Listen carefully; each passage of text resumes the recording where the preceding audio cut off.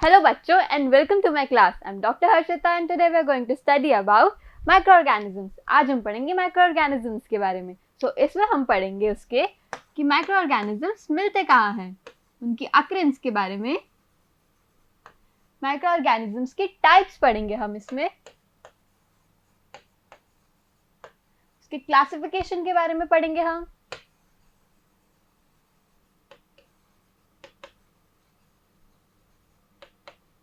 और कुछ harmful micro organisms के बारे में भी हम पढ़ेंगे.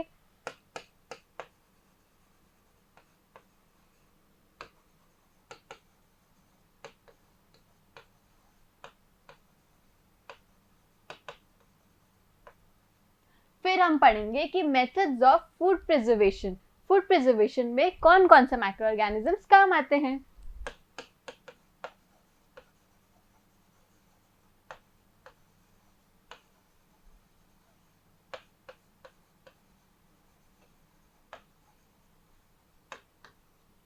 फिर हम पढ़ेंगे बच्चों कि यूजेस क्या होते हैं माइक्रो ऑर्गेनिजम्स के. और इसमें हम लास्ट टॉपिक है हमारा nitrogen fixation.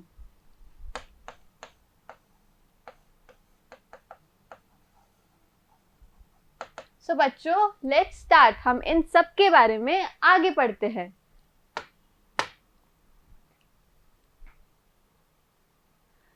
occurrence of microorganisms. कहाँ मिलते हैं microorganisms? Microorganisms are present everywhere in air, soil, water, foodstuff, sewage, waste as well as inside of any living body. Microorganisms हमारे environment में सब जगह होते हैं. आप कहीं पे भी देखिए आपको microorganisms मिलेंगे.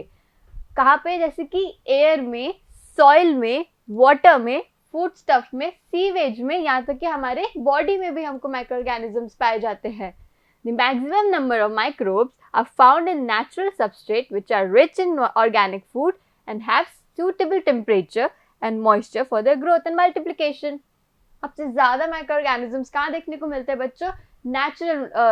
natural substrate में, मतलब nature में देखने को मिलते हैं हमको. कहाँ पे बच्चों? मतलब nature में देखने को मिलते हैं. जो कि क्या रहता है नेचर में? क्या रहता है बच्चों? ऑर्गेनिक फूड का अबंडेंस रहता है. ऑर्गेनिक फूड रहता है नेचर में, और वहाँ पे उनको सूटेबल टेम्परेचर मिलता है और मॉइस्चर मिलता है, जो कि माइक्रो ऑर्गेनिजम्स को ग्रो करने में हेल्प करता है for their growth and multiplication. वो जो कि माइक्रो ऑर्गेनिजम्स को ग्रोथ में और मल्टीप्लिकेशन में हेल्प करता है. क्या बच्चों? नेचर. क्या? नेचुरल सबस्ट्रेट क्या करता है बच्चों? टेम्परेचर और मॉइस्चर देता है. इससे क्या होता है? ग्रोथ और multiplication. An important fact about these microorganisms is that they are strong. They can survive extreme conditions of temperature and dryness. Microorganisms बहुत strong रहते हैं. वो extreme temperature भी survive कर सकते हैं, मतलब extreme cold और extreme hot भी survive कर सकते हैं by forming a cyst which is hard outer coat around their bodies. वो क्या बना लेते हैं माइक्रोऑर्गेनिज्म बच्चों? सिस्ट बना लेता है. एक हार्ड सिस्ट होता है जो कि उनको हेल्प करता है एक्सट्रीम कंडीशंस, एक्सट्रीम टेम्परेचर से सरवाइव करने में. Microorganisms are present in air, water and even inside our bodies, while a majority of microbes are harmless. Some of them have capability of causing dangerous diseases. बच्चों ज़्यादातर micro organisms क्या होते हैं? Harmless रहते हैं. क्या होते हैं बच्चों? हार्मलेस रहते हैं वो. और कुछ क्या होते हैं बच्चों? डेंजरस डिजीजेस कॉज करने के केपेबल होते हैं. सो माइक्रो ऑर्गेनिजम्स कहाँ प्रेजेंट रहते हैं बच्चों? एयर में रहता है, वाटर में रहता है, सीवेज में रहता है, फूड में रहता है, हमारी बॉडीज में रहता है. आपको समझ में आया? अब हम पढ़ते हैं major group of micro organisms. Micro organisms कितने टाइप के होते हैं? So first is bacteria, second is algae, third is fungi, fourth is protozoa and fifth is your viruses. समझ में आया बच्चों कि 5 type of microorganisms are present in this environment, that is bacteria, algae, fungi, protozoa and viruses. So first we'll talk about bacteria. Bacteria are single-celled microorganisms that vary in shape and size. वो क्या रहते हैं bacteria बच्चों, एक single cell micro organism रहता है जो कि वेरी करता है शेप में, मतलब बहुत सारे शेप्स के होते हैं और बहुत सारे साइजेस के आपको बैक्टीरिया देखने को मिलेंगे एनवायरनमेंट में. Some bacteria are round, some are oval and others are rod shape. बच्चों क्या रहता है, कुछ कुछ रहते हैं राउंड, कुछ कुछ रहते हैं ओवल और कुछ कुछ रहते हैं रॉड शेप के. उसे क्या बोलते हैं, रॉड शेप के जो रहते हैं उसको बोलते हैं बैसिलस, और कुछ कुछ रहते हैं spiral. Some bacteria are autotrophic as well as they contain chlorophyll but most of them are heterotrophic. कुछ कुछ बैक्टीरिया क्या रहते हैं बच्चों, ऑटोट्रॉफिक रहते हैं, मतलब उनमें क्लोरोफिल प्रेजेंट रहता है, वो अपना फूड खुद बना सकते हैं. तो कुछ कुछ बैक्टीरिया रहते हैं ऑटोट्रॉफिक और कुछ कुछ बैक्टीरिया रहते हैं हेटरोट्रॉफिक, मतलब वो किसी दूसरे प्लांट या एनिमल को खाते हैं. सो क्या मतलब है हेटरोट्रॉफिक, शोइंग सैप्रोफाइटिक और पैरासिटिक मोड ऑफ न्यूट्रिशन. बच्चों कुछ कुछ बैक्टीरिया कैसे रहते हैं, ऑटोट्रॉफिक रहते हैं,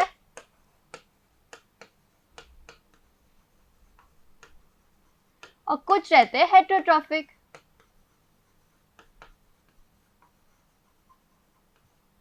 तो हेटरोट्रॉफिक में कैसे रहते हैं बच्चों, सैप्रोफाइटिक टाइप रहता है बैक्टीरिया का. इसका मतलब वो किसी दूसरे होस्टिक हो जाते हैं और फिर क्या होता है बच्चों, उस वहां से न्यूट्रिशन लेते हैं. तो आपको समझ में आया कि कुछ कुछ बैक्टीरिया रहते हैं ऑटोट्रॉफिक, कुछ बैक्टीरिया रहते हैं हेटरोट्रॉफिक, और किसी किसी के शेप्स क्या रहते हैं, किसी किसी के शेप्स रहते हैं ओवल, रॉड शेप, राउंड और स्पाइरल. तो बच्चों आपको समझ में आया, बैक्टीरिया रहते हैं सिंगल सेल और वो वेरी करते हैं शेप में और साइज में. शेप्स कैसे तरह की मिलती है, oval, rod shape, round and spiral.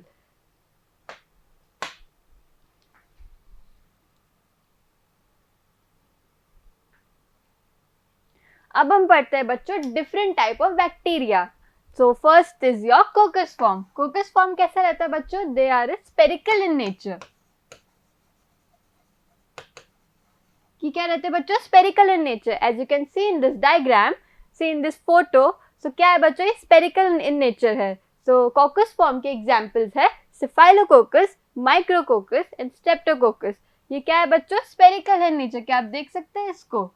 And your second is bacillus form. Bacillus form क्या रहते हैं बच्चों, रॉड शेप के रहते हैं. ये रहते हैं रॉड शेप के. And third is your spirillum form. Spirillum form बेटा कैसे रहता है, स्पिरुलम फॉर्म रहता है कॉर्कस्क्रू शेप का. ये कॉर्कस्क्रू शेप का रहता है. अब विब्रियो फॉर्म क्या रहता है, curved rod, curve drop shape का रहता है. तो इतने तरह के 4 to 5 टाइप्स के different type of bacteria are found in this environment. समझ में आया बच्चों आपको. अब हम पढ़ते हैं एल्गी के बारे में. Autotrophic organisms having undifferentiated plant bodies are called algae. जो autotrophic organisms रहते हैं वो क्या बच्चों कैसे रहते हैं, autotrophic organisms जो कि अपना फूड खुद बनाते हैं, जिनमें क्लोरोप्लास्ट रहता है, उसे क्या बोलते हैं बच्चों, उसे बोलते हैं हम algae. Algae occur abundantly like grass in aquatic habitats are also called as grass of water. अब algae कहाँ रहता है बच्चों, algae रहता है abundantly मिलता है, मतलब बहुत सारी जगह बहुत इकट्ठा मिलता है. जैसे कि ग्रास इन एक्वेटिक हैबिटेट, जैसे कि ग्रास रहता है वाटर में, उसे क्या बोलते हैं, उसे बोलते हैं हम एल्गी. उसे ये भी बोलते हैं ग्रास ऑफ वाटर भी बोलते हैं हम उसको. तो बच्चों ये सब एल्गी की फोटोज है, देखिए जैसे कि नॉस्टैक हो गया, क्लैमिडोमोनास हो गया, स्पैरोजाइरा हो गया, या फिर ऑसिलेटोरिया हो गया. ये क्या है बच्चों, एनाबीना हो गया. ये सारे हैं एल्गी के एग्जाम्पल्स. ये क्या है बच्चों, एल्गी के एग्जाम्पल्स है. अब हम पढ़ते हैं फंगाई के बारे में. Fungi singular form is fungus are group of plant like organisms exhibiting heterotrophic nutrition. वो क्या होता है बच्चों, प्लांट लाइक ऑर्गेनिजम्स रहते हैं जो कि हेट्रोट्रॉफिक न्यूट्रिशन एग्जिबिट करते हैं, मतलब उनके यहाँ हेट्रोट्रॉफिक न्यूट्रिशन होता है. हेटरोट्रॉफिक न्यूट्रिशन मीन्स योर हम प्लांट से या एनिमल से अपना न्यूट्रिएंट्स लेते हैं, उसे क्या बोलते हैं, फंगाई बोलते हैं। क्या बोलते हैं बच्चों, फंगाई बोलते हैं। क्या होता है fungi, group of plant like organisms exhibiting heterotrophic nutrition. They are commonly found on bread, leather, cotton, paper और एक्सेट्रा। ये कहाँ मिलते हैं, ये मिलते हैं ब्रेड पे, लेदर में, कॉटन में या पेपर में। आपने देखा होगा बच्चों, आपने कभी ब्रेड छोड़ दी होगी आपकी मम्मी ने गलती से, तो क्या लग जाता है ब्रेड में, फंगस लग जाती है। क्या लग जाते हैं, ब्लैक ब्लैक कुछ हो जाता है, कुछ ब्लैक ब्लैक हो जाता है व्हाइट ब्रेड में, तो उसे क्या बोलते हैं, fungus. So fungi grow vigorously in damp, warm, dark places. Yeast, mold and mushrooms are the form of fungi. तो बच्चों कहाँ फंगाई कहाँ ग्रो करते हैं, डैम्प, वार्म और डार्क प्लेसेस में। कहाँ पे, डैम्प सी होती है, वार्म सी होती है, कितनी सूटेबल रहती है फंगाई को ग्रो करने के लिए। और ईस्ट, मोल्ड एंड मशरूम्स, ये क्या रहते हैं बच्चों, कॉमन टाइप ऑफ फंगाई रहते हैं। क्या रहते हैं बच्चों, east, mold and your mushrooms। ये जो मशरूम्स रहते हैं ये क्या है, type of your fungus. East is commonly use for baking bread, cakes and etcetera. ये आपको पता होगा कि ईस्ट जो होती है ये क्या होती है बच्चों, commonly use for baking breads and cakes. Breads और केक्स में ईस्ट हेल्प करती है, किसमें, कॉमनली यूज्ड होती है ये ब्रेड्स और केक्स बनाने में। The yeast ferments sugar present in the wheat and converts it into carbon dioxide and alcohol. Yeast क्या करती है बच्चों, फर्मेंट करती है शुगर को, किसमें कन्वर्ट कर देती है, ये कन्वर्ट कर देती है कार्बन डाइऑक्साइड में एंड अल्कोहल में। क्या करती है बच्चों ईस्ट, ये आपको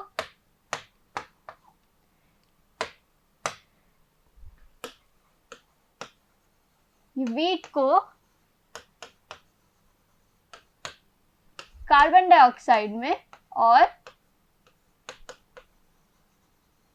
अल्कोहल में कन्वर्ट कर देती है। तो ईस्ट क्या करती है बच्चों, शुगर का फर्मेंटेशन करती है। क्या करती है बच्चों, शुगर का फर्मेंटेशन करती है। और ईस्ट क्या होता है, कॉमन टाइप ऑफ फंगस।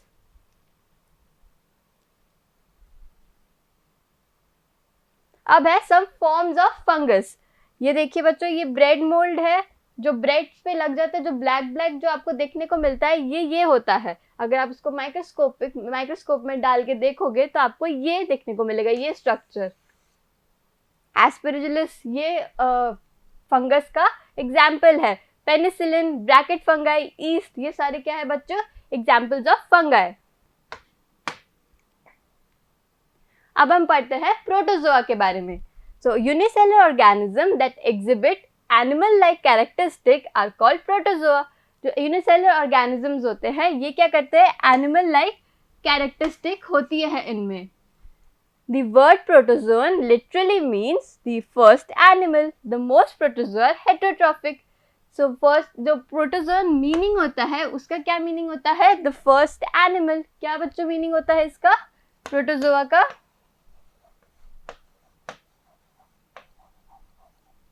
इसका मीनिंग होता है फर्स्ट एनिमल।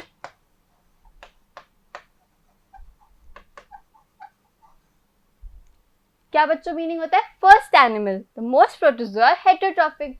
मोस्ट प्रोटोजोआ क्या होते हैं बच्चों, हेटरोट्रॉफिक होते हैं। अब सब फॉर्म्स ऑफ प्रोटोजोआ। प्रोटोजोआ के एग्जांपल्स है अमीबा, गाइडिया, ट्रिपिनसोना, यूजुलिना और कोडोसिगा। ये सारे के सारे क्या है बच्चों, एग्जाम्पल्स है ऑफ प्रोटोजोआ। अब पढ़ते हैं हम वायरसेस के बारे में। क्या बच्चों, viruses. A virus is a micro organism which exhibits characteristic of living as well as non living thing. तो वायरस क्या होता है बच्चों, एक ऐसा ऑर्गेनिज्म होता है जिसमें नॉन लिविंग बीइंग का और लिविंग बीइंग का कैरेक्टरिस्टिक दोनों प्रेजेंट होते हैं। Viruses exhibit a variety of shapes having simple structure. Simple structure रहता है और क्या होते हैं बच्चों, वैरायटी ऑफ शेप्स में मिलते हैं ये। Reproducing only inside living organism. ये क्या करते हैं बच्चों, सिर्फ कब प्रोड्यूस होते हैं ये, रिप्रोड्यूस होते हैं ये जब ये लिविंग ऑर्गेनिज्म के अंदर होते हैं। Viruses can cause many diseases.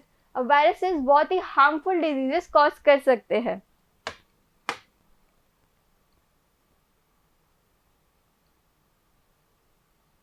अब हम पढ़ते हैं सम फॉर्म्स ऑफ वायरसेस।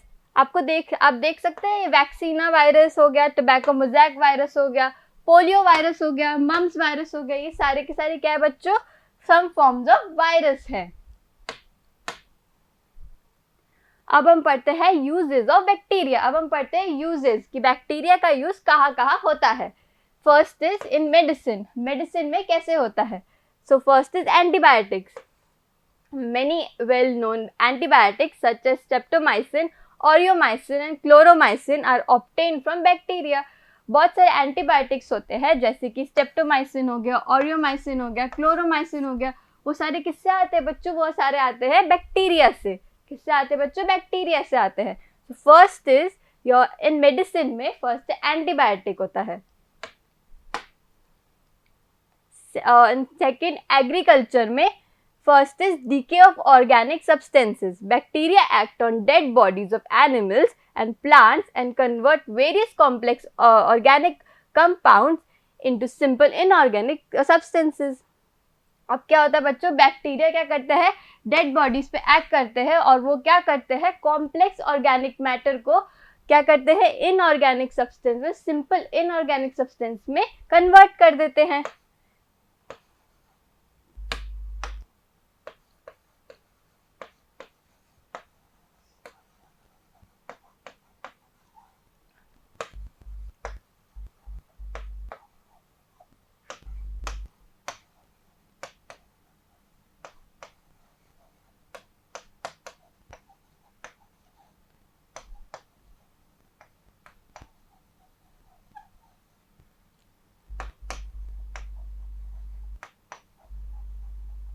आप देख सकते हैं इसमें क्या लिखा है? कॉम्प्लेक्स इनऑर्गेनिक मैटर को किस में कन्वर्ट कर रहे हैं? सिंपल इनऑर्गेनिक सब्सटेंस में। कौन कन्वर्ट कर रहा है? बैक्टीरिया। दस bacteria help in recycling the matter. अब क्या करता है बैक्टीरिया? रिसाइकिल करने में हेल्प करता है। तो फिर डीके ऑफ ऑर्गेनिक सब्सटेंस में बैक्टीरिया का क्या यूसेज आपको समझ में आया बच्चों? Second is nitrification. The protein confined in dead bodies of animals and plants is converted into ammonia by ammonifying bacteria. This process is called ammonification. तो क्या होता है बच्चों? जो प्रोटीन होता है डेड बॉडीज में एनिमल्स की और प्लांट्स की, तो क्या होता है? वो कन्वर्ट हो जाता है अमोनिया में। किससे? अमोनिफाइंग बैक्टीरिया करता है। कौन करता है बच्चों? अमोनिफाइंग बैक्टीरिया। और इस प्रोसेस को क्या बोलते हैं हम? अमोनिफिकेशन। क्या बोलते हैं बच्चों? Ammonification. This ammonia is converted into nitrites by bacteria of the nitrosomus group. अब ये क्या होता है बच्चों? अमोनिया कैसे कन्वर्ट होता है नाइट्राइट्स में? कैसे होता है? नाइट्रोसोमस ग्रुप से होता है बैक्टीरिया के। समझ में आया बच्चों कि नाइट्रिफिकेशन क्या होता है? नाइट्रिफिकेशन क्या होता है बच्चों? प्रोटीन जो होता है डेड बॉडीज में, dead bodies of plants and animals, वो क्या होता है? अमोनिया में कन्वर्ट हो जाते हैं बाय अमोनिफाइंग बैक्टीरिया। उसे हम बोलेंगे अमोनिफिकेशन। और ये जो अमोनिया होता है वो नाइट्राइट्स में कन्वर्ट हो जाता है। कैसे? नाइट्रोसोमस ग्रुप से। और उस प्रोसेस को बोलेंगे हम नाइट्रिफिकेशन। अब हम पढ़ते हैं नाइट्रोजन फिक्सेशन के बारे में। Some of the soil bacteria like Azotobacter, Clostridium and symbiotic bacteria are capable of fixing free or atmospheric nitrogen into nitrates. These nitrates are used by green plants to produce proteins. तो soil bacteria होते हैं जैसे कि Azotobacter, clostridium हो गया, symbiotic bacteria हो गया। वो क्या करते हैं? वो केपेबल होते हैं, जो एटमॉस्फेयर में नाइट्रोजन रहता है उसे क्या करेंगे बच्चों? नाइट्राइट में कन्वर्ट कर देंगे। क्या करते बच्चों? कुछ बैक्टीरियाज होते हैं जैसे कि Azotobacter, Clostridium and symbiotic bacteria. Symbiotic bacteria में क्या आता है? राइजोबियम, जो कि रूट नोड्यूल्स में प्रेजेंट होता है। किसके? लेगुमिनस प्लांट्स के। जो प्लांट्स होते हैं जिनकी बहुत लंबी लंबी रूट्स रहती हैं, उसमें क्या प्रेजेंट होता है बच्चों? राइजोबियम।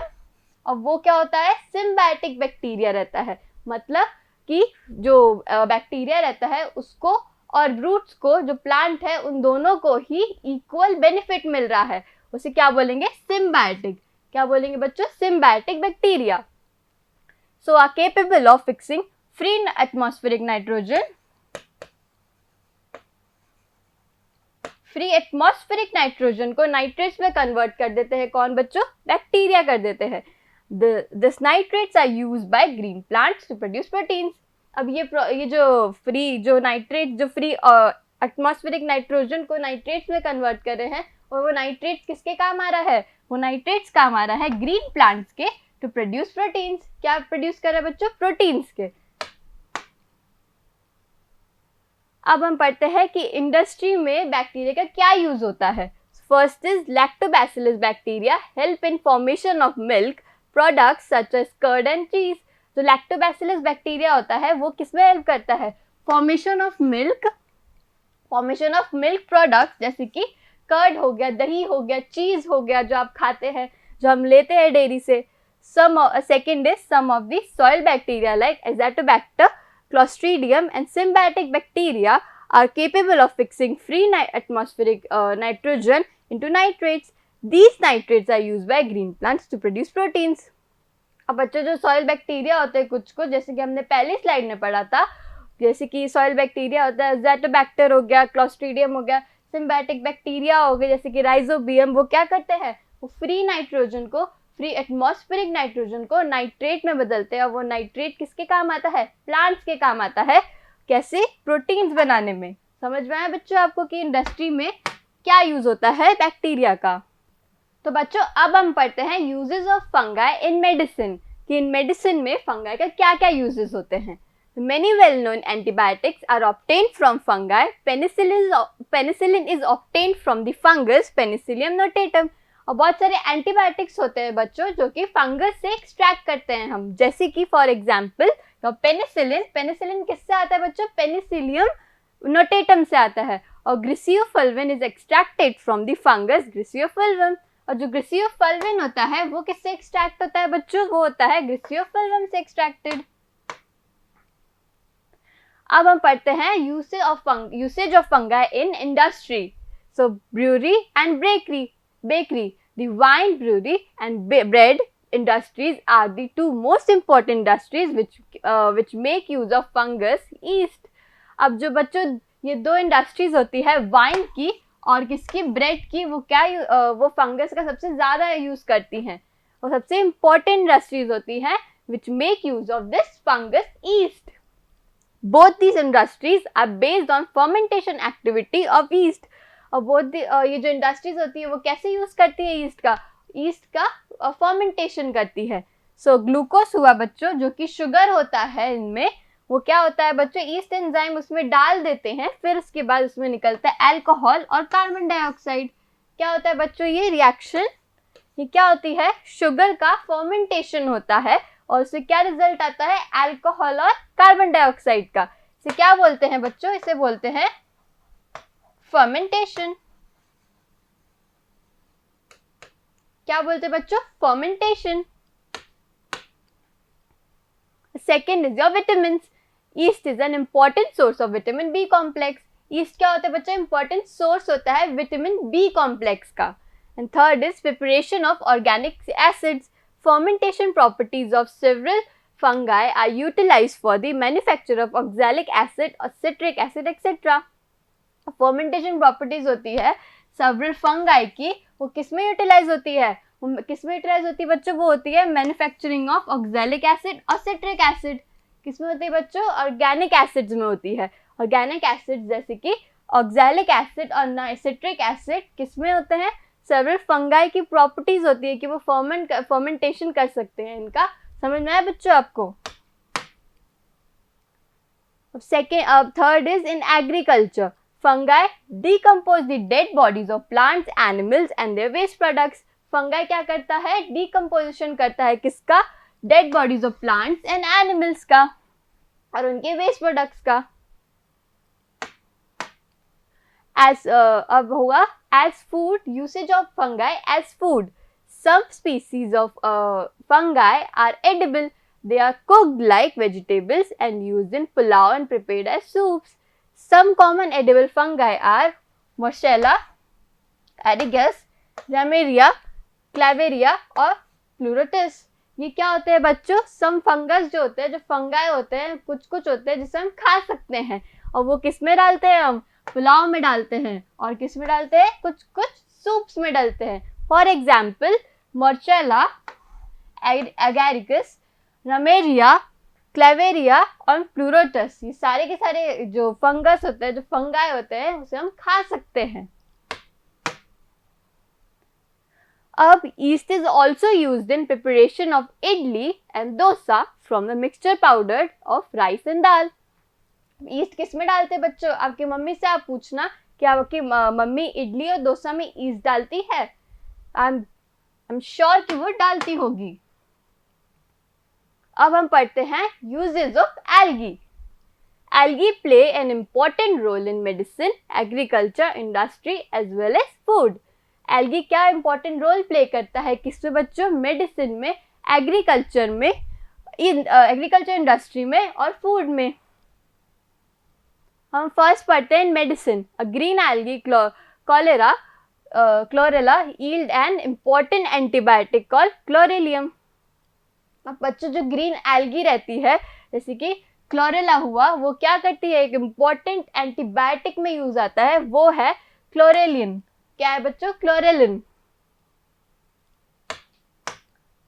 अब हम पढ़ते हैं इंडस्ट्री में क्या यूसेज होता है एल्गी का। So algal products, agar and algin are obtained from red and brown algae representatively. जो agar होता है और algin रहता है वो क्या होता है बच्चों, red और brown algae से हम obtain करते हैं। These are used in the preparation of medicines, food and cosmetics. सारे के सारे कहाँ यूज आते हैं, मेडिसिन में, फूड में और कॉस्मेटिक्स में यूज आते हैं। क्या बच्चों, agar and algin।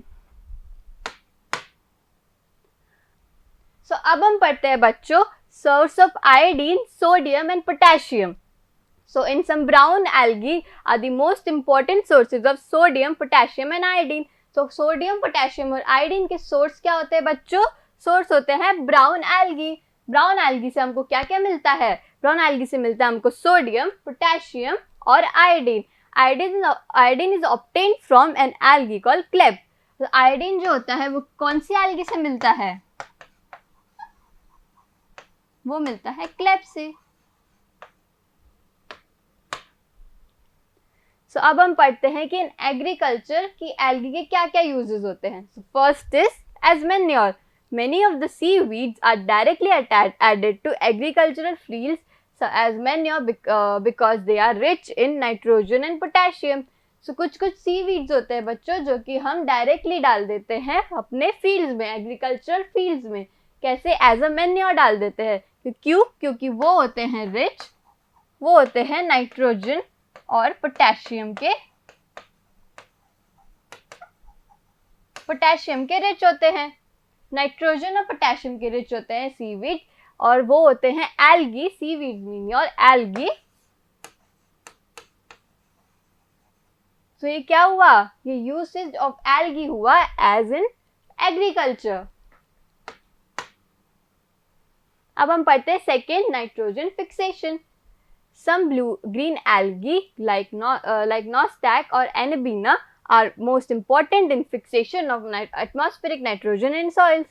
अब जो कुछ algae रहते हैं, Nostac और Anabina जैसे algae रहते हैं, वो क्या करते हैं बच्चों, वो करते हैं fixation of atmospheric nitrogen into nitrate soil में। तो क्या हुआ बच्चों, क्या करते हैं, नाइट्रोजन फिक्सेशन करते हैं। कौन करते हैं, Nostac और Anabina, algae like Nostac and Anabina. Third is food. The red algae Porphyra is used directly as food in China and Japan. अब जो red algae रहता है Porphyra, वो as a food use होता है directly किसमें, China में और जापान में।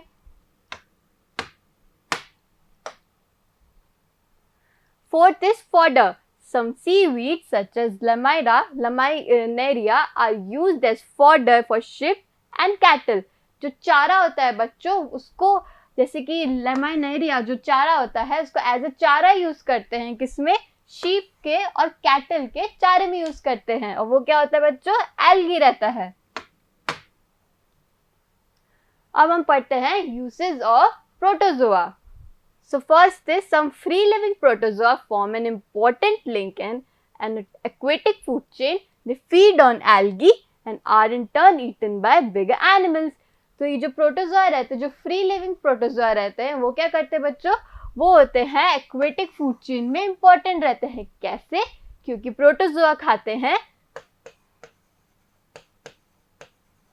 प्रोटोजोआ किसको खाते हैं बच्चों? प्रोटोजोआ खाते हैं एल्गी. प्रोटोजोआ खाते हैं और प्रोटोजोआ क्या खाते हैं? बिगर एनिमल्स. या बिगर फिशेस खाती हैं. सो बच्चों ये प्रोटोजोआ क्या हुआ? प्रोटोजोआ हुआ एक important link of aquatic food chain. Some forms of protozoa help in the final degradation of waste and sewage. और कुछ प्रोटोजोआ होते हैं वो क्या करते हैं बच्चों? फाइनल डिग्रेडेशन में हेल्प करते हैं. किसके? वेस्ट और सीवेज के. So protozoa are used as research material for various biological activities. और कुछ प्रोटोजोआ होते हैं वो क्या करते हैं बच्चों? Research material, as a research material use होते हैं. किसमें? बायोलॉजिकल एक्टिविटीज में. अब हम पढ़ते हैं कुछ हार्मफुल माइक्रो ऑर्गेनिजम्स के बारे में. अब हमने ये तो पढ़ लिया कि ये होते क्या हैं, टाइप्स क्या होता है, क्लासिफिकेशन क्या होता है. अब हम ये पढ़ते हैं कि कुछ हार्मफुल माइक्रो ऑर्गेनिजम्स के बारे में. And the diseases caused by micro organisms are called pathogens. जो डिजीज होती है जो माइक्रो ऑर्गेनिजम्स कॉज करते हैं उसे हम बोलते हैं pathogens. It is necessary to protect ourselves from the different diseases caused by microorganism or the germs. हम सबको प्रोटेक्टेड रहना चाहिए इन सब से, पैथोजन से. The commonest mode of entry of these germs is the food we eat and the water we drink. The commonest food और mode होता है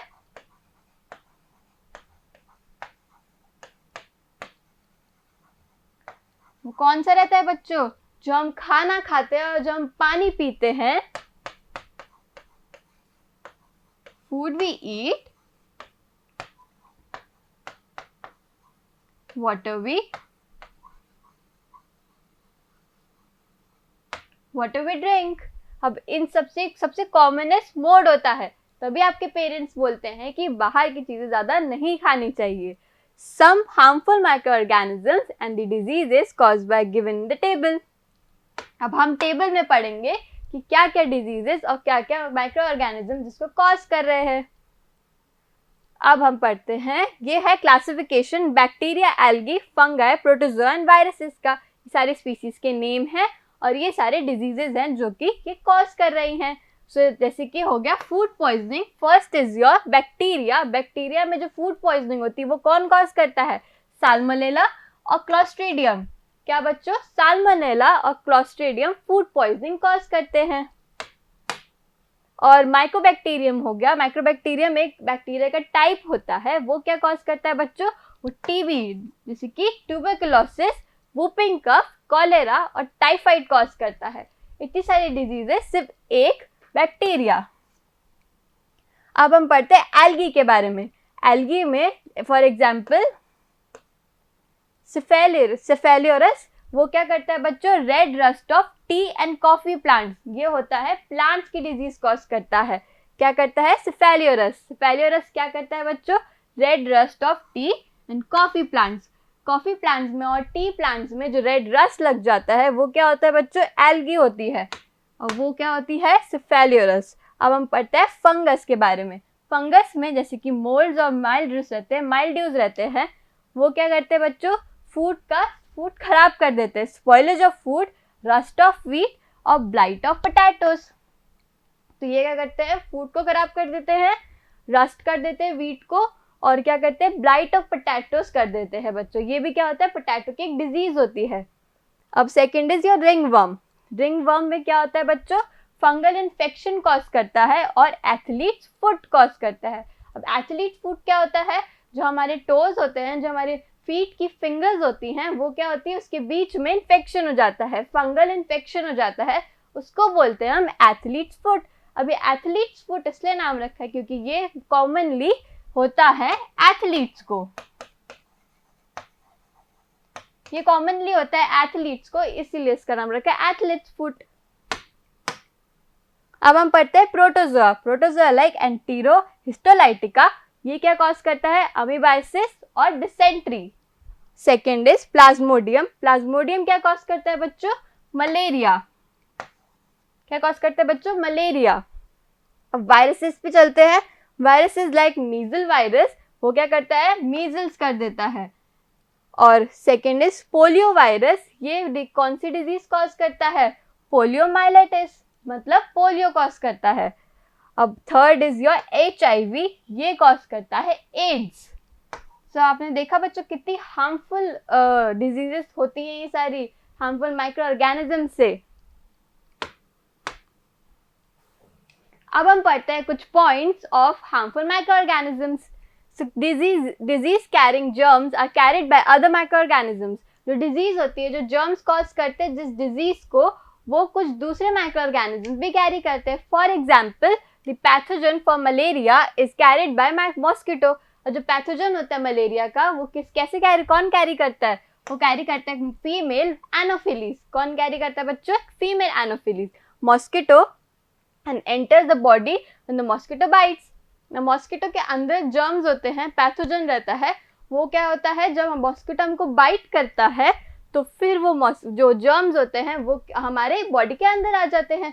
तो मॉस्किटो क्या हुआ बच्चों? मॉस्किटो हुआ एक एनोफिलीज हुई, फीमेल एनोफिलीज हुई, ये हुई एक कैरियर। क्या हुई बच्चों? ये कैरियर हुई। Here the mosquito acts as a carrier while the human is the host. अब ह्यूमन क्या हुआ? ऐसे होस्ट हो गया। और फीमेल एनोफिलीज जो मॉस्किटो हुई, वो क्या हुई? कैरियर। किसमें बच्चों? मलेरिया में। The mosquito are capable of carrying and spreading many diseases. जो मॉस्किटोज होते हैं वो केपेबल होते हैं for carrying और for spreading many harmful diseases like malaria, dengue, etc. It is very important to control the reproduction of and breeding of mosquitoes. बहुत important रहता है कि हम उसके ब्रीडिंग को और रिप्रोडक्शन को कंट्रोल करें मॉस्किटोज की। Since the mosquitoes breed on water, we must ensure that there is no standing rainwater or water in coolers etc. near our homes. और जो मॉस्किटोज होते हैं वो किस में ब्रीड करते हैं बच्चों? वाटर में ब्रीड करते हैं। तो हमको ये इंश्योर करना है कि कोई कूलर में पानी नहीं हो। आपके पेरेंट्स बोलते होंगे कि कोई कूलर में पानी नहीं रहना चाहिए, कोई स्टैंडिंग रेन नहीं रहनी चाहिए, ताकि इससे क्या होगा बच्चों? इससे हार्मफुल डिजीजेस होती हैं, जैसे कि मलेरिया हो गया, डेंगू हो गया। अब what do you do when with leftover food after dinner? आपके डिनर आप खाते हो और फिर कुछ बच जाता है तो आप क्या करते हो उसको? It is kept in fridge. हम क्या करते हैं बच्चा कि मम्मी क्या करती है? मम्मी फ्रिज में रख देती है वो फूड। आपने कभी सोचा है क्यों हम बाहर क्यों नहीं रख सकते हैं? क्योंकि if it left outside the food can get spoiled and can cause food poisoning. क्यों होता है बच्चों? क्योंकि बाहर रखने से क्या होगा? वो खराब हो जाएगा और क्या होगा? फूड पॉइजनिंग हो जाएगी हमको। We have seen how dangerous microorganisms can be. हमने देखा है कि कितने डेंजरस डिजीजेस होती हैं ये सारे के सारे हार्मफुल माइक्रो ऑर्गेनिज्म से।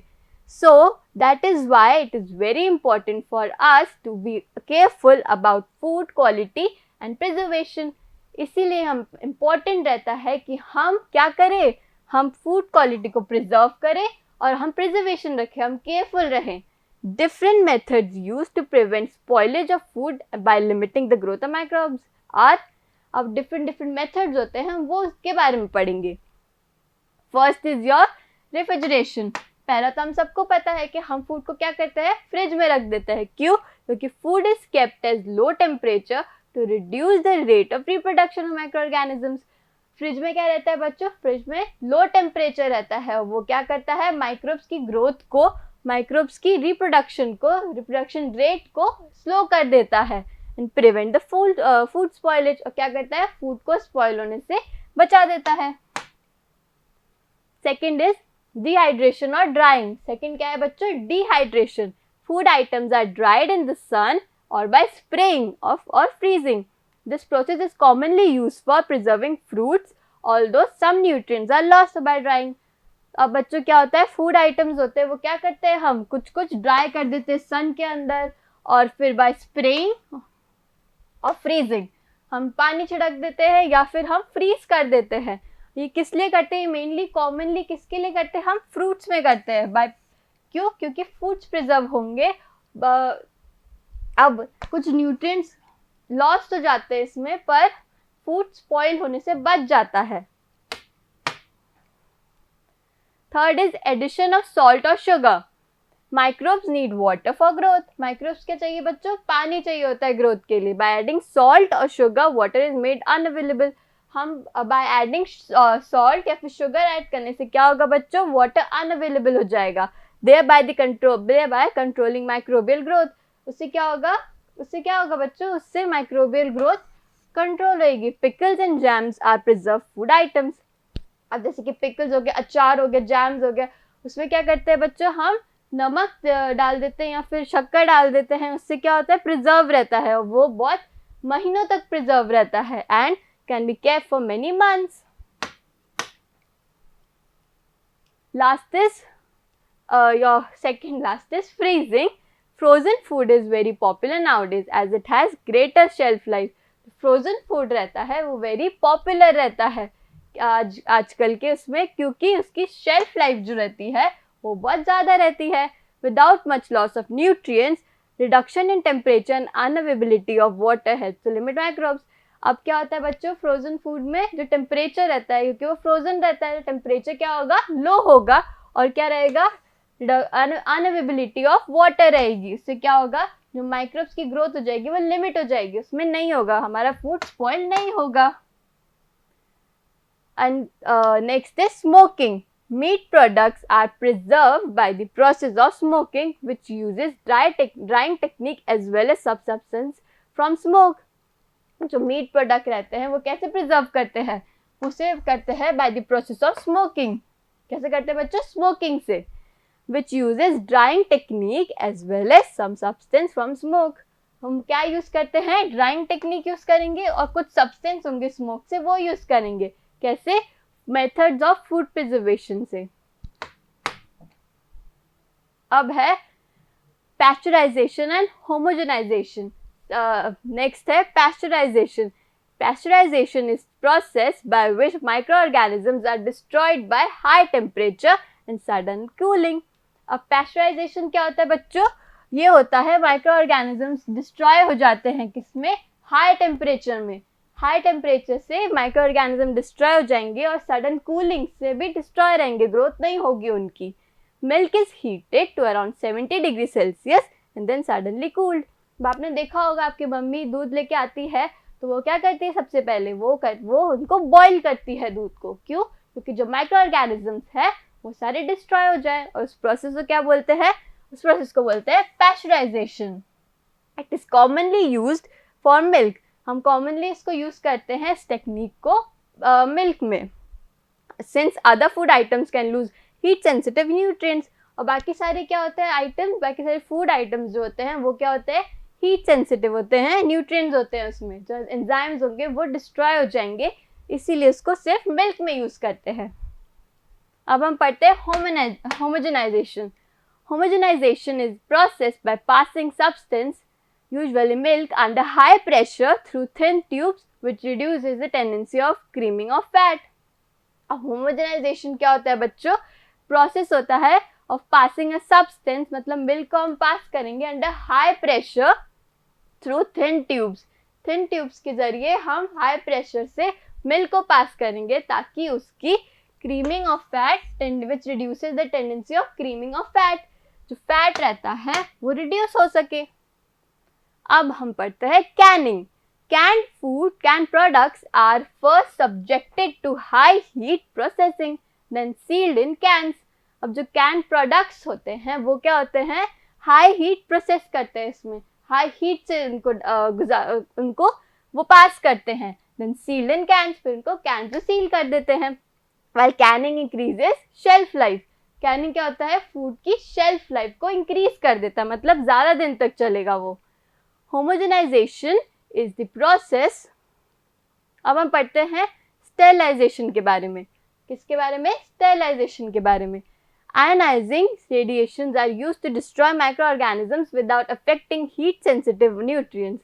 जो आयनाइजिंग रेडिएशंस रहते हैं वो क्या करते हैं बच्चों, माइक्रो ऑर्गेनिजम्स को डिस्ट्रॉय कर देते हैं without affecting heat sensitive nutrients. क्या बोलते हैं, उसे बोलते हैं हम sterilization. This process is commonly used as preservation of mushrooms, strawberries, potatoes etcetera. हम इसमें किस पे यूज करते हैं, हम करते हैं मशरूम्स में, स्ट्रॉबेरीज में और पोटैटोज में हम स्टेरिलाइजेशन मेथड यूज करते हैं. और क्या होता है वो होता है आयनाइजिंग रेडिएशंस होती है. वो किस लिए यूज होती है, वो यूज होती है माइक्रो ऑर्गेनिजम्स को डिस्ट्रॉय करने में without affecting heat sensitive nutrients. उसे क्या बोलेंगे, उसे बोलेंगे हम स्टेरिलाइजेशन. अब हम पढ़ते हैं नाइट्रोजन फिक्सेशन के बारे में. The process of converting atmospheric nitrogen into compounds of nitrogen, mainly nitrates, which can be easily used by plants, is called as nitrogen fixation. अब जो atmospheric nitrogen होती है बच्चों, उसे हम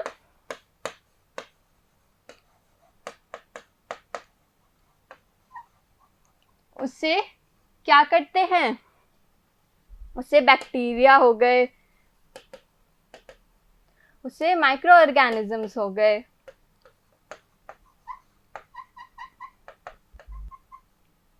उसे क्या करेंगे बच्चों, नाइट्रेट्स में कन्वर्ट कर देंगे. तो क्या होगा, इससे प्लांट्स को यूज करने में आसानी रहेगी. उसे क्या बोलेंगे हम, इस प्रोसेस को बोलेंगे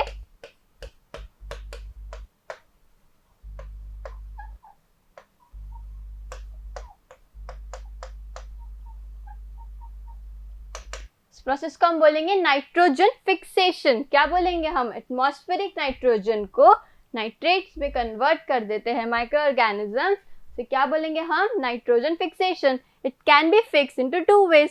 अब ये 2 तरीके से फिक्स कर सकते हैं हम. First is natural fixation, second is artificial fixation. Natural fixation और atmospheric fixation, second is your artificial fixation और industrial fixation. First is your natural fixation of nitrogen. In nature's nitrogen of atmosphere can be fixed by 3 methods. हम natural fixation में आएगा 3 method से. First is your fixation of nitrogen by bacteria. क्या होगा बच्चों, by bacteria देखेंगे अब हम. The root nodules of certain leguminous plants contain nitrogen fixing bacteria called rhizobium. The bacteria can directly fix nitrogen gas to nitrogen compounds which can be utilized by the plants. अब जो root nodules रहते हैं leguminous plants के, मतलब जो roots रहती है, लंबी लंबी रूट्स रहती है लेग्यूमिनस प्लांट्स की, उसमें क्या रहता है, बैक्टीरिया रहता है, नाइट्रोजन फिक्सिंग बैक्टीरिया रहता है. और क्या बोलते हैं हम उसको, राइजोबियम. क्या बोलते हैं बच्चों, rhizobium. The bacteria can directly, bacteria करता है डायरेक्टली फिक्स कर देता है नाइट्रोजन गैस को नाइट्रोजन कंपाउंड्स में. सो क्या हुआ, which can be utilized by the plants.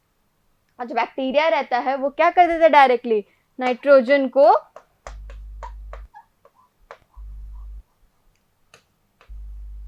Nitrogen gas को फिक्स कर देता है. किसमें बच्चों, फिक्स कर देता है वो नाइट्रोजन कंपाउंड में.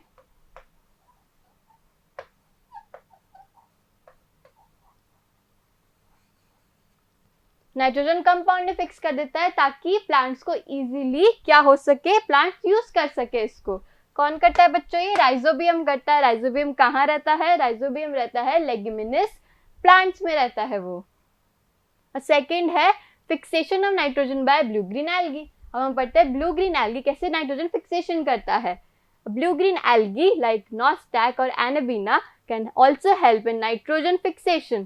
जैसे कि ब्लू ग्रीन एल्गी जैसे कि नॉस्टैक होता है, एनाबीना रहता है, वो भी नाइट्रोजन फिक्सेशन में हेल्प कर सकते हैं. The fixation of nitrogen can be fixation of nitrogen can bacteria and algae is called biological fixation of nitrogen. और जो फिक्सेशन होता है नाइट्रोजन का बाय बैक्टीरिया, उसे क्या बोलेंगे, और एल्गी का क्या बोलेंगे हम उसको, को बोलेंगे हम बायोलॉजिकल फिक्सेशन ऑफ नाइट्रोजन. क्या बोलेंगे बच्चों, बायोलॉजिकल फिक्सेशन ऑफ नाइट्रोजन. जो फिक्सेशन होता है of nitrogen by bacteria and fungi, उसे क्या बोलेंगे बच्चों? से बोलेंगे बायोलॉजिकल फिक्सेशन ऑफ नाइट्रोजन। क्या बोलेंगे? Biological fixation of nitrogen.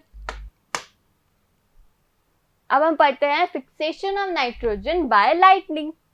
During lightning in the sky, the high temperature is produced. The nitrogen gas of the atmosphere reacts with the oxygen to form nitrogen oxide. अब क्या होता है बच्चों? जो lightning होती है स्काई की, उसमें क्या होता है? जो हाई टेम्परेचर रहता है वो प्रोड्यूस होता है। अब जो नाइट्रोजन गैस होती है एटमॉस्फेयर में, जो नाइट्रोजन गैस मिलती है हमको, वो क्या करती है? ऑक्सीजन के साथ रिएक्ट करती है और क्या बनाती है? Nitrogen oxide. क्या बनाती है बच्चों? Nitrogen oxide. This nitrogen oxide dissolves in the rain water to form a very dilute solution of nitric oxide. अब ये जो नाइट्रोजन ऑक्साइड है ये रेन वाटर से डिसॉल्व हो जाता है और क्या बनाता है? एक डाइल्यूट सोल्यूशन बनाता है। किसका? नाइट्रिक ऑक्साइड का। Nitric oxide this form reacts with alkalis and present in the soil to form nitrate। अब जो नाइट्रिक एसिड रहता है ये क्या होता है बच्चों? ये रिएक्ट करता है एल्कलीस से जो कि सॉइल में प्रेजेंट रहते हैं और फिर क्या बनाते हैं? ये नाइट्रेट बनाते हैं। क्या बनाते हैं बच्चों? नाइट्रेट बनाते हैं जो कि प्लांट्स एब्जॉर्ब कर लेते हैं। समझ में आया बच्चों आपको? जो कि लाइटनिंग रहती है और लाइटनिंग में हाई टेम्परेचर रहता है तो नाइट्रोजन गैस रहती है वो क्या करती है? नाइट्रोजन गैस रहती है वो ऑक्सीजन के साथ नाइट्रोजन ऑक्साइड बना लेती है। फिर क्या होता है नाइट्रोजन ऑक्साइड? नाइट्रोजन ऑक्साइड जो होता है रेन वाटर के साथ डिसॉल्व होके एक बहुत ही डाइल्यूट सा सोल्यूशन बनाता है नाइट्रिक ऑक्साइड का।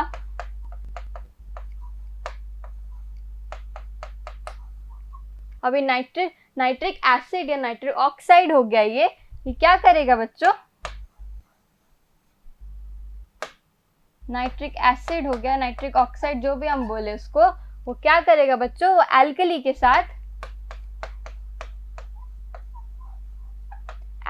साथ रिएक्ट करके क्या बनाएगा? एल्कली के साथ रिएक्ट करके नाइट्रेट बना देगा। फिर नाइट्रेट क्या होता है बच्चों? प्लांट यूज करते हैं उसको। अब हम पढ़ते हैं आर्टिफिशियल फिक्सेशन ऑफ नाइट्रोजन। तो in this method the atmospheric nitrogen is made to combine with hydrogen gas to form ammonia. इस मेथड में क्या होगा बच्चों? इस मेथड में एटमॉस्फेरिक नाइट्रोजन को हम कंबाइन करेंगे हाइड्रोजन गैस से टू फॉर्म अमोनिया। हम एटमॉस्फेरिक नाइट्रोजन को कंबाइन किससे करते हैं? हाइड्रोजन से। तो क्या बनता है बच्चों? बनेगा अमोनिया। और सो क्या बोलेंगे? हार्बर प्रोसेस बोलेंगे। इस प्रोसेस को बोलते हैं हम Haber process. This ammonia can be oxidized to make nitrates or react with acid to form ammonium salts। अब इस अमोनिया को क्या करेंगे बच्चों? ऑक्सीडेशन होगा उसका, फिर क्या होगा? उसमें नाइट्रेट्स बनते हैं और हम इसको रिएक्ट कराएंगे। हम इसको रिएक्ट कराएंगे एसिड से, फिर क्या बनेगा? इससे बनेगा अमोनियम सॉल्ट। क्या बनेगा बच्चों? Ammonium salt. Nitrate as well as the ammonium salt contain fixed nitrogen and are used as fertilizers. अब जो नाइट्रेट्स बना है, अमोनियम सॉल्ट बना है, उसमें क्या होता है? नाइट्रोजन होता है उसमें, और फिर क्या होगा यूज? उसको यूज करेंगे हम एज फर्टिलाइजर। सो बच्चों you can see in this diagram the atmospheric nitrogen है, उससे क्या होगा बच्चों? ये होता है लाइटनिंग होगी और लाइटनिंग फिक्सेस नाइट्रोजन। फिर हम क्या करेंगे? कुछ एटमॉस्फेरिक नाइट्रोजन क्या होता है? बैक्टीरिया और ब्लू ग्रीन एल्गी क्या करती है? एटमॉस्फेरिक नाइट्रोजन को फिक्स कर देती है और किसमें कन्वर्ट करेगी? ये करेगी कन्वर्ट नाइट्रोजनस कंपाउंड में। तो क्या bacteria convert atmospheric nitrogen into nitrogenous compound. फिर कंपाउंड क्या होते हैं? कंपाउंड जो नाइट्रोजन इन द सॉइल, फिर ये क्या यूज आएगा? प्लांट्स को यूज आ जाएगा। और ऐसे ही आप ले लीजिए इधर जो compound of nitrogen in the soil हुआ है, ये क्या होता है बच्चों? प्लांट्स इसको ले लेते हैं, प्लांट्स को एनिमल्स खा लेते हैं, फिर एनिमल्स खाते हैं तो फिर nitrogen waste from excretion and death. फिर ये क्या होता है बच्चों? ये एनिमल्स जो एक्सक्रीशन देते हैं अपना, या फिर जो डेथ हो जाती है उनकी वो जाती है सॉइल में, फिर वो सॉइल कैसी उन सॉइल में चल जाएगी तो नाइट्रोजन सॉइल में चल जाएगा, फिर वही साइकिल चलती रहेगी। सो अब हम पढ़ते हैं nitrogen cycle. The circulation of nitrogen through the living and non-living component of biosphere is called nitrogen cycle. अब जो सर्कुलेशन होता है नाइट्रोजन का, जो आपने पहले देखा, उसे हम थ्रू लिविंग और नॉन लिविंग कंपोनेंट्स में जो सर्कुलेशन होता है नाइट्रोजन का, उसे क्या बोलेंगे? उसे बोलेंगे हम नाइट्रोजन साइकिल। अब nitrogen cycle maintain the percentage of nitrogen in the atmosphere more और लेस एट द कांस्टेंट। जो नाइट्रोजन साइकिल होता है ये क्या करता है? ये मेंटेन करता है percentage of nitrogen in the atmosphere more और less as constant. Steps involve in nitrogen cycle. हम देखते हैं स्टेप्स, नाइट्रोजन साइकिल के स्टेप्स देखते हैं। अब हम atmospheric nitrogen is fixed into nitrogen compounds like nitrates by Rhizobium bacteria, blue green algae, lightning और इंडस्ट्रियल मेथड। अब एटमॉस्फेरिक नाइट्रोजन जो होता है बच्चों, वो क्या होता है? Is fixed into nitrogen compounds. क्या होता है बच्चों? नाइट्रोजन कंपाउंड्स एक नाइट्रेट्स में फिक्स होता है। कैसे होता है? राइजोबियम बैक्टीरिया से होता है, ब्लू ग्रीन एल्गी से होता है, लाइटनिंग से होता है, या फिर इंडस्ट्रियल मेथड से होता है। तो plants absorb nitrate compounds from the soil and water and convert them into plant proteins. अब जो नाइट्रोजनियस जो नाइट्रेट कंपोनेंट्स होते हैं, जो कंपाउंड होते हैं, वो क्या होते हैं बच्चों? प्लांट एब्जॉर्ब कर लेते हैं फ्रॉम द सॉइल, और फिर क्या होता है? वो कन्वर्ट कर देते हैं प्लांट के प्रोटीन्स में। किसमें? प्लांट के प्रोटीन्स में कन्वर्ट कर देते हैं। तो plants are eaten up by the animals and thus plants protein are used for making animal proteins। अब जो प्लांट्स होते हैं वो एनिमल्स खा लेते हैं, और वो क्या होता है बच्चों? वो जो प्रोटीन्स जाते हैं एनिमल्स के स्टमक में, वो क्या होता है? एनिमल प्रोटीन्स बना लेते हैं। When the plant and the animal die, the bacteria and the fungi present in the soil decompose the proteins of the dead plants and animals into ammonia। अब जो प्लांट्स और एनिमल्स जो मर जाते हैं, जो की डेथ हो जाती है, वो क्या करते हैं? वो जो बैक्टीरिया एंड फंगाई प्रेजेंट रहते हैं वो सॉइल को डीकम्पोज कर देते हैं। किसमें? वो उस प्रोटीन्स को डीकम्पोज कर देते हैं of dead plants and animals into ammonia. अब वो प्रोटीन्स किस में डीकम्पोज हो गए? अमोनिया में डीकम्पोज हो गए। अब इस प्रोसेस को क्या बोलते हैं? अमोनिफिकेशन। क्या बोलते हैं बच्चों? Ammonification. Ammonia thus formed is converted first into nitrates then into nitrates। और जो अमोनिया होता है बच्चों, वो पहले कन्वर्ट होता है नाइट्राइट में, फिर होता है नाइट्रेट्स में। किससे? By the action of Nitrosomonas. किससे होता है बच्चों? By the action of Nitrosomonas से एंड नाइट्रोबैक्टीरिया रिस्पेक्टिवली। मतलब नाइट्रोसोमस और नाइट्रोबैक्टीरिया हो गया, उससे क्या होगा? कन्वर्ट हो जाएगा, ये होगा नाइट्रेट से, नाइट्राइट से नाइट्रेट में। The process is called nitrification. अब इस नाइट्राइट से नाइट्रेट से कन्वर्ट होने में प्रोसेस को क्या बोलेंगे? नाइट्रिफिकेशन बोलेंगे। और कौन कन्वर्ट करता है उनको? उन्हें कन्वर्ट करता है नाइट्रोसोमिनस और nitrobacteria. The soil contains denitrifying bacteria called Pseudomonas. Soil में क्या होता है? डीनाइट्रीफाइंग बैक्टीरिया भी होता है, उसे क्या बोलते हैं? Pseudomonas, which convert nitrate form into nitrate form of nitrogen into free nitrogen, which goes back into atmosphere। The process is called denitrification। अभी जो नाइट्रेट, अभी बच्चों जो नाइट्रेट बना, उससे क्या होता है? उसमें क्या होगा? जो नाइट्रेट बनता है वो कन्वर्ट हो जाता है नाइट्रोजन, फ्री नाइट्रोजन में कन्वर्ट हो जाता है। किस में होता है? फ्री नाइट्रोजन में कन्वर्ट हो जाता है। और वो कौन करता है? वो करता है सूडोमोनास। कौन करता है बच्चों? सूडोमोनास। और इस पूरे प्रोसेस को हम बोलते हैं डीनाइट्रिफिकेशन। क्या बोलते हैं बच्चों? डीनाइट्रिफिकेशन। अब बच्चों ये चैप्टर इधर ही खत्म होता है। आई होप आपको समझ में आया होगा। Thank you.